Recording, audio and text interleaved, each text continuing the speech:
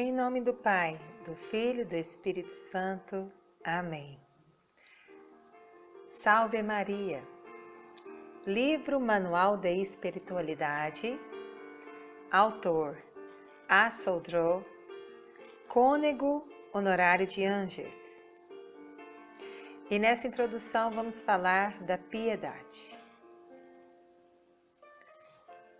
A espiritualidade é a ciência que ensina a progredir na virtude e particularmente no amor divino. Difere da moral, ciência dos deveres. Esta, ao passo que mostra quais as obrigações que não se podem violar sem pecar, aprecia a gravidade das culpas. A espiritualidade, pondo de lado a questão das obrigações de consciência, expõe os meios práticos de combater os defeitos, adquirir as virtudes e incrementar a caridade. Guia, pois, a alma no trabalho de sua santificação. Para bem conhecer as veredas do amor divino, a iluminação interior da graça é indispensável e consegue-se não pelo estudo, mas pela generosidade, pela fidelidade à graça.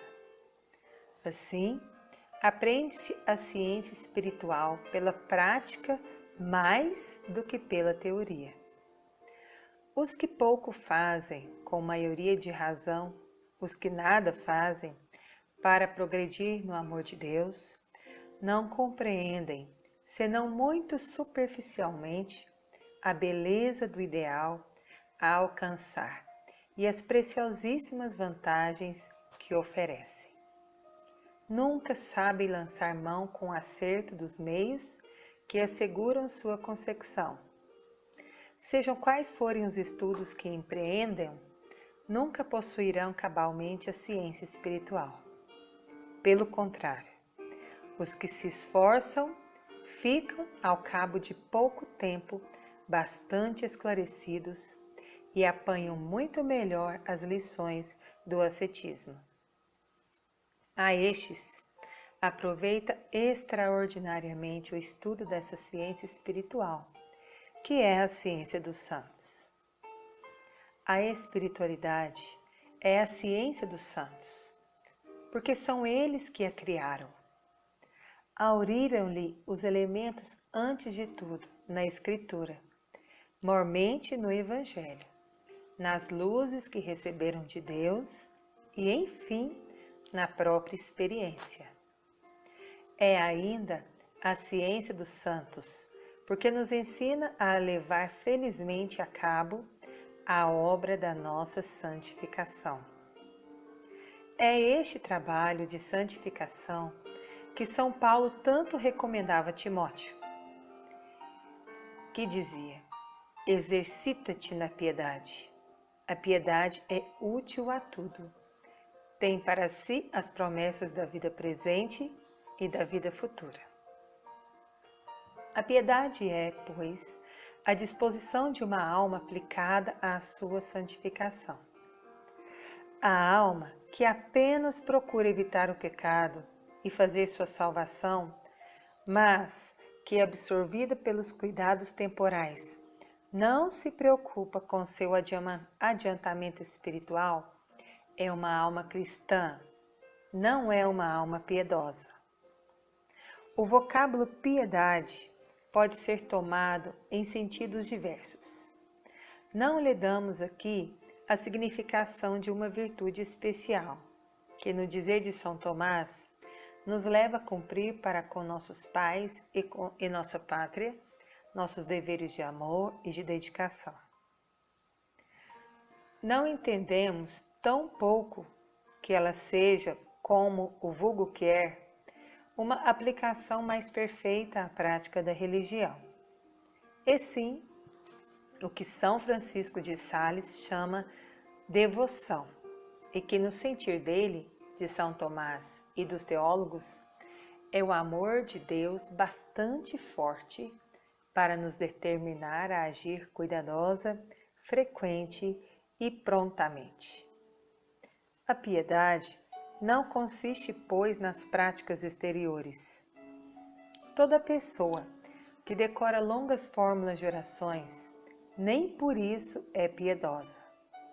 Se não procurar corrigir seus defeitos, aprimorar suas virtudes, se não quiser lutar contra sua natureza, mas ceder-lhe em tudo, com exceção das faltas graves, sua piedade é falsa. Mas, se as práticas da piedade não constituem a essência da piedade, são, contudo, meios seguros que a alma piedosa emprega para adiantar-se. E não se pode ter uma verdadeira piedade descuidando-se toda a prática. A piedade nasce da fé. Alimenta-se e desenvolve-se com o pensamento das grandes verdades, grandezas, direitos soberanos, benefícios e amor infinito de Deus, obras e perfeições de Jesus, fealdade ao pecado, beleza e necessidade das virtudes, interesses eternos da alma. Baseia-se, pois, a piedade no dogma. A alma que conhece mal sua religião não pode ser solidamente piedosa. Pelo contrário, um conhecimento mais perfeito das verdades que a fé ensina é um poderoso auxiliar para a consolidação e aumento da piedade. Parece supérfluo dizer que requer, antes de tudo, o mínimo de vida cristã obrigatória para todos e, por conseguinte, a observação dos mandamentos. Quem viola grave e frequentemente estes, não se pode alistar nas fileiras dos cristãos piedosos. Já citamos a célebre palavra de São Paulo, enaltecendo as vantagens da piedade. Inspirada pelo Espírito Santo, merece todo o crédito e respeito. Além disso, é fácil compreender quais são estes frutos preciosos que a piedade faz colher nesta vida e na outra. Nesta vida, a piedade facilita os sacrifícios, que exige o cumprimento de nossos deveres, e ajuda a desempenhá-los com mais fidelidade e perfeição. Pelo zelo que nos inspirar, pela correção que traz de nossos defeitos e pela aquisição das virtudes que nos proporciona, ela nos faz evitar um número considerável de pecados. Pelas orações que nos põe nos lábios, mais amiudadas, mais recolhidas, mais ardentes, alcança-nos abundantes e preciosas graças. A virtude a que nos aplica proporciona-nos doçuras íntimas que não conhecem as almas vulgares. A piedade, enfim, mitiga as agruras da vida, induz a servir a Deus com mais cuidado, mais diligência, mais perfeição. Para praticar as virtudes, é mister não a negá-lo, fazer atos penosos, impor à natureza sacrifícios, privações e incômodos, constrangê-la a renunciar a satisfações a que tem muito apego, satisfações de amor próprio, de vaidade, de sensualidade, de curiosidade, etc. Mas os que se entregam à piedade depressa compreendem que essas privações e abnegações não são tão custosas.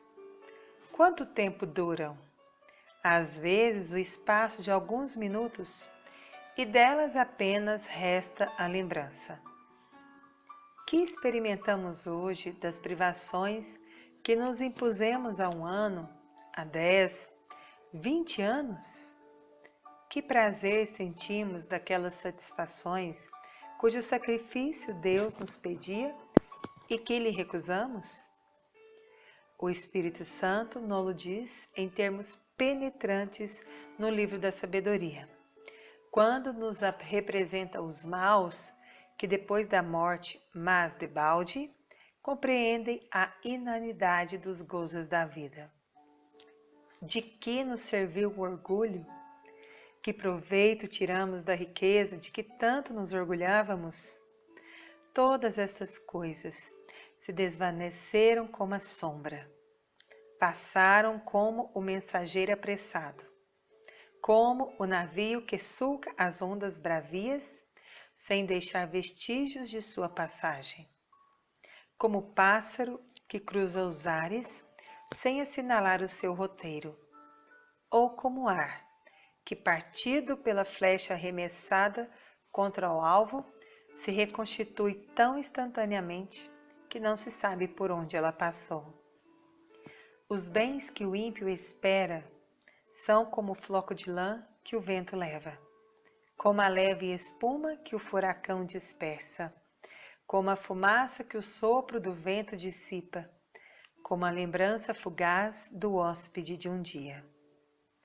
A fé, na verdade, preserva até as almas comuns dos graves erros dos ímpios. Os bons cristãos não querem sacrificar sua salvação às suas paixões, mas estão longe de compreender tão bem como os cristãos piedosos o nada dos bens transitórios e estão mais expostos a se deixarem fascinar e seduzir por eles. Cedem com maior facilidade à natureza que procura sofrer o menos possível e gozar o mais possível. Quantas pessoas casadas não se veem em nossos dias que se dizem cristãs e, para esquivar-se aos encargos de seu estado, para mais seguramente conservar os bens deste mundo, libertam-se dos deveres sagrados e vivem no pecado, comprometendo gravemente sua salvação? Se aplicassem à piedade, sua fé seria mais viva e mais esclarecida, e não aumentariam o número, infelizmente já muito grande, dos desertores do dever.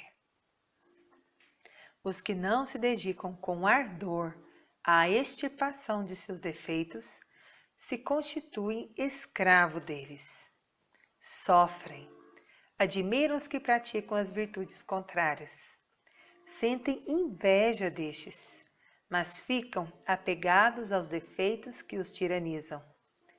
1000 vezes mais felizes são os cristãos piedosos, que por amor de Deus combatem fielmente suas más inclinações e se esforçam por progredir nas virtudes.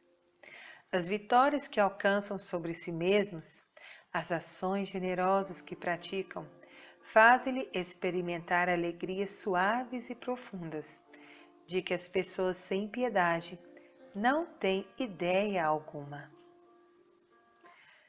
A piedade não isenta dos pesares da vida, mas ajuda a suportá-los com espírito de fé e resignação. A grande infelicidade do mundo, infelicidade nunca assaz deplorada, está em padecer com impaciência, porque assim sofre-se sem proveito. Sofrer com paciência não é infelicidade, porquanto as dores resignadamente suportadas devem, conforme a palavra do Divino Mestre, mudar-se em alegria sem fim. Cá na terra, já mesmo quem padece com fé, confiança em Deus e amor, é incomparavelmente menos desgraçado do que aquele que suporta os males desta vida e, na sua provação, não quer ver a mão divina da divina providência. Geralmente, os cristãos sem piedade consideram somente as causas segundas, isto é, as criaturas, que são a causa ou ocasião dos males que os afligem. não se compenetram de que Deus, que tudo governa, nada permite que não seja para nosso proveito espiritual e que tudo concorre para o bem do que deveras o amam.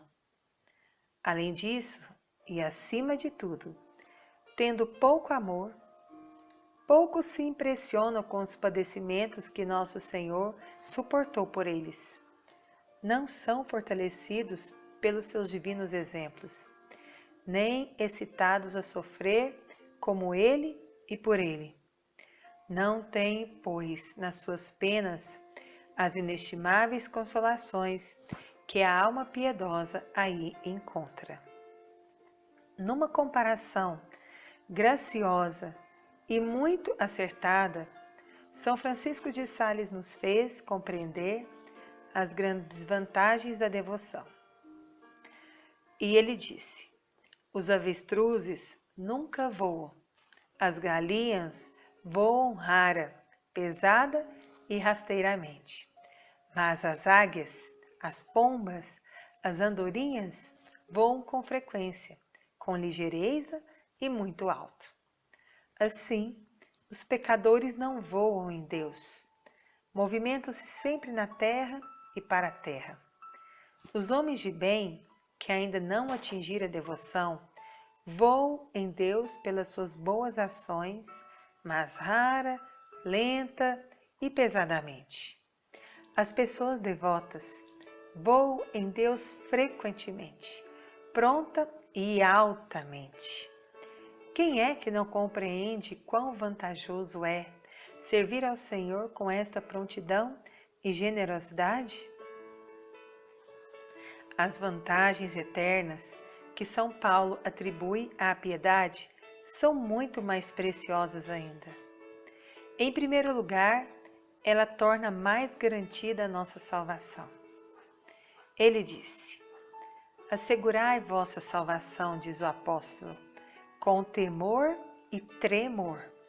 Se uma só coisa é necessária, isto é bem servir a Deus, e por este meio evitar o inferno e alcançar o céu.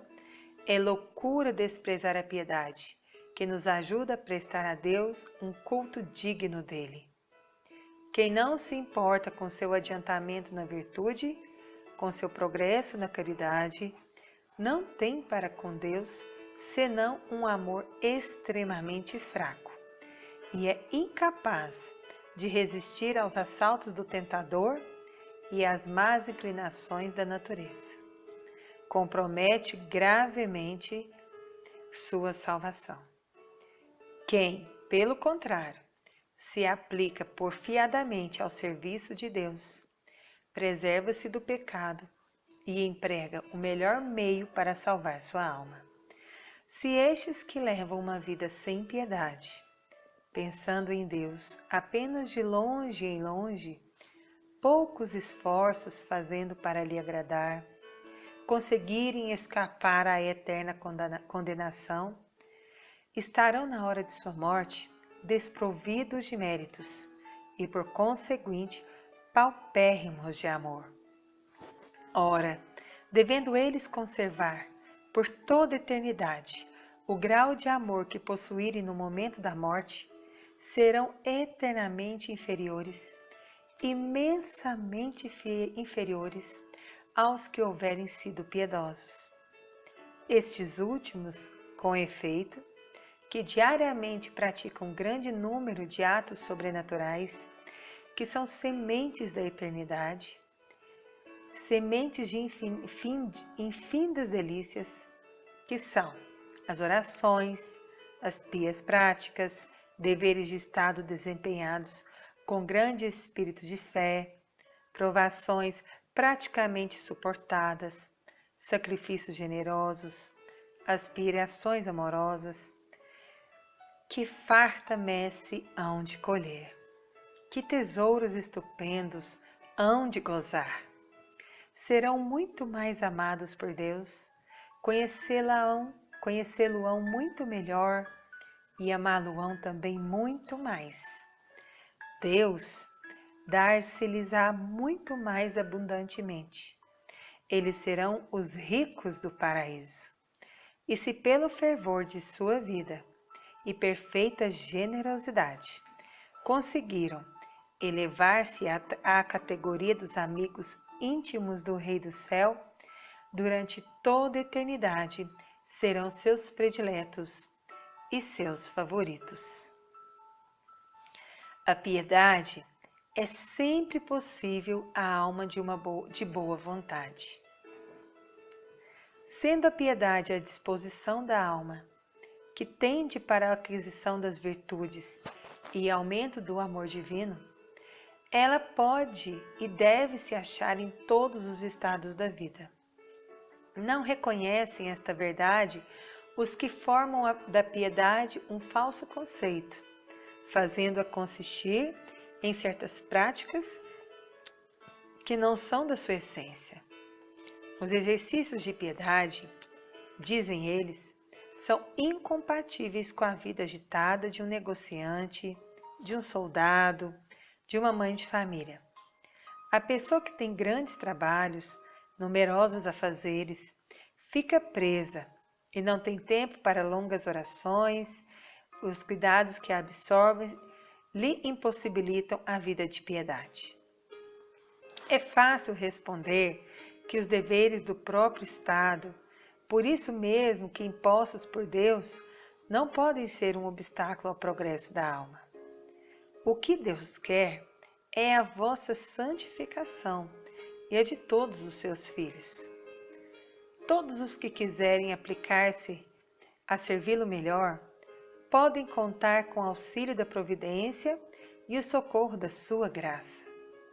Se ele põe seu poder e sua sabedoria à disposição das criaturas para prover as necessidades do corpo, a fim de que este possa atingir seu crescimento normal, com maior razão ainda, quando as vir desejosas de saírem da infância espiritual e de progredirem no seu serviço, fornecer-lhes-á todos os meios necessários.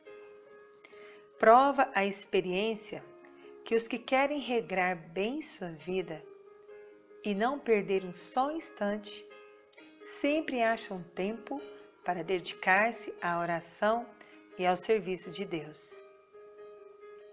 Quaisquer que sejam nossas ocupações, tomamos o tempo de dar ao corpo o sustento de que necessita e o sono que lhe restaura as forças.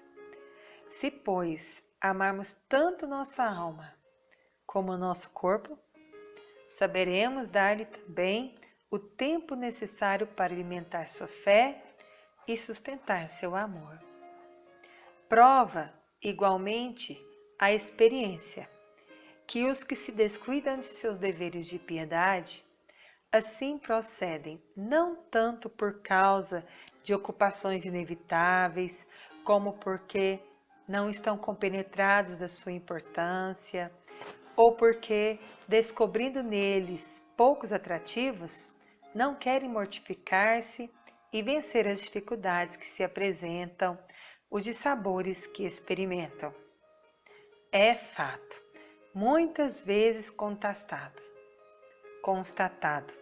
que as pessoas generosas e verdadeiramente amantes, que tomam sinceramente a peito o serviço de Deus e o bem de sua alma, só deixam os meios de santificação em caso de real impossibilidade. Trabalham tanto e de ordinário mais utilmente do que as que com pretextos fúteis omitem seus exercícios.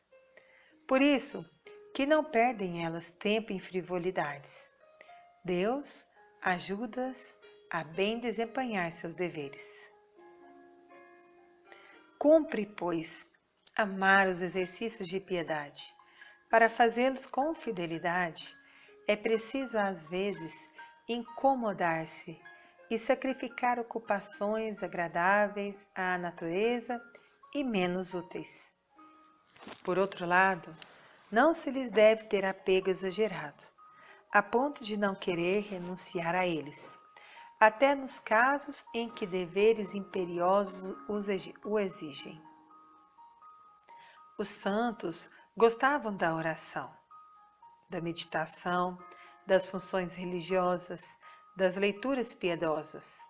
Sem motivo grave, nunca se privavam delas. Mas, sempre que a vontade de Deus, claramente manifestada, exigia que as sacrificassem, por exemplo, a uma razão superior de caridade, ou a prática de outra virtude imposta pelo dever, abandonavam Deus por Deus, conforme sua expressão. Deixavam momentaneamente de procurar a Deus nas doçuras da meditação, no enlevo das cerimônias, e procuravam-no e encontravam-no no exercício da dedicação e da renúncia. Descurando os exercícios de piedade, perdem-se graças de grande valor.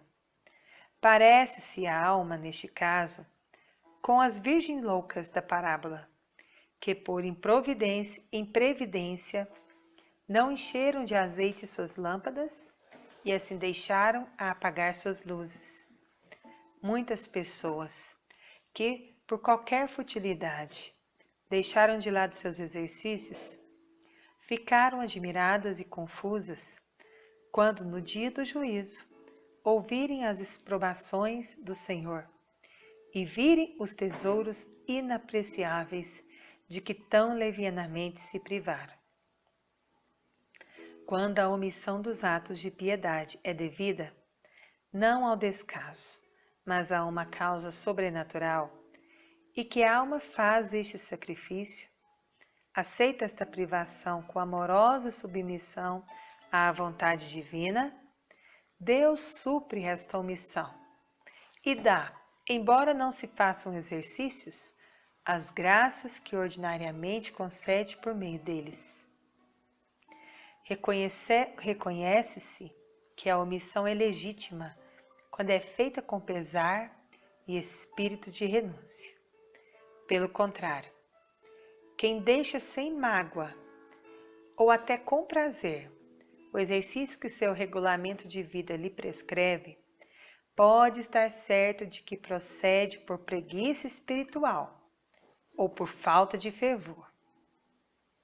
Quando os exercícios de piedade são impossibilitados por deveres imperiosos, que, como acontece à mãe de família, carregada de crianças de tenra idade, não permitem consagrar senão pouco tempo aos exercícios piedosos, é preciso supri-los por uma fidelidade maior à lembrança da presença de Deus, por uma união mais íntima com Jesus no decorrer do dia, união de que resulta a multiplicação de fervorosos atos de fé, de confiança e de amor. É preciso orar trabalhando, quando o trabalho obriga a diminuir o tempo destinado à oração. A prova que a piedade convém a todos os estados de vida, encontramo-la na história que nos ensina que, em todas as profissões, tem havido heróis de virtude, servos de Deus, que têm sabido aliar a mais tenra piedade à prática dos deveres mais absorventes. Damos aqui uma lista, aliás, incompletíssima, de santos que no meio do mundo acharam meio de aperfeiçoar sua vida e de se elevar-se até o heroísmo do amor. São os reis e os príncipes a quem o trabalho de santificação parece mais difícil, porque muito mais do que outros estão fartos de bens terrenos, solicitados pelos prazeres e honras, adulados pelos seus fâmulos e têm a facilidade de satisfazer suas paixões humanas. Verdade é que, sendo fiéis, recebem maior número de graças porque têm missão mais alta a cumprir.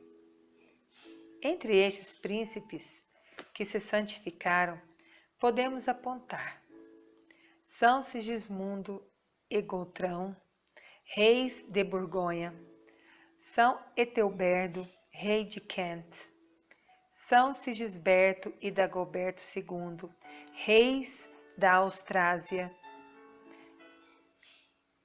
São Judicael, José e Salomão, reis bretões, São Ricardo, rei saxão, São Canuto, rei da Dinamarca, São Hermenegildo, rei dos visigodos, São Pedro Urseoli, doge de Veneza, Santo Edmundo I, Edmundo II e Eduardo, reis de Inglaterra, Santo Henrique II, imperador da Alemanha, Santo Olavo, rei da Noruega, São Leopoldo, margrave da Áustria, Santo Emérico, príncipe da Hungria, Santo Estevão e São Ladislau, reis da Hungria, e vários outros. Viveram ainda no meio do mundo e aí se santificaram.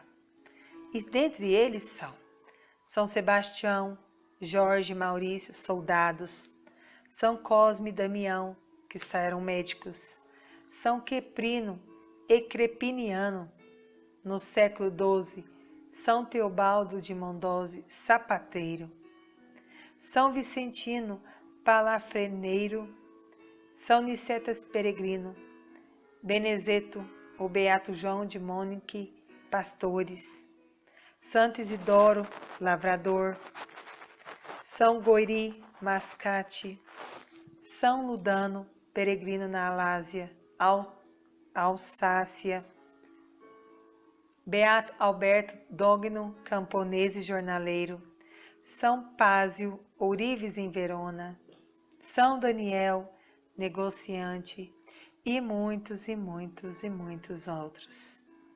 A Igreja reconheceu as heróicas virtudes desses grandes servos de Deus. Mas quantos outros que não tiveram esta honra e souberam, na agitação do mundo, no exercício de profissões que não favorecem a piedade, servir ao Senhor com grande fidelidade e lucrar para o céu inúmeros méritos. No século XVII, o senhor de Berneiere-Louvigny, tesoureiro real, que deixou trabalhos tão piedosos, e o barão de Reims, que se distinguiram pela eminente santidade de sua vida, dois parisienses, Clemente e Cutileiro Ebenais, merceeiro, converteram muitos hereges pelas suas controvérsias e mais ainda pela sua santidade. No século XIX, o comandante Marceau, o senhor Dupont, santo homem de Tours, levaram uma vida santa no meio do mundo. É verdade, o número dos santos e dos perfeitos é incomparavelmente maior entre os que se consagram a Deus e que acham que, no sacerdócio, quer na vida religiosa, socorros inapreciáveis. Mas os exemplos de tantas almas generosas que se santificaram na sociedade provam a verdade do princípio. É preciso uma boa vontade, mas uma boa vontade basta, uma vontade enérgica e constante, que fielmente corresponda às graças que Deus sempre derrama com abundância sobre as almas corajosas. Amém. Seja louvado Jesus, Maria e José. Para sempre sejam louvados. Nossa proteção, alegria e esperança está no nome do Senhor, que fez o céu e a terra. Estivemos unidos e continuaremos. Em nome do Pai, do Filho, do Espírito Santo. Amém. Salve Maria.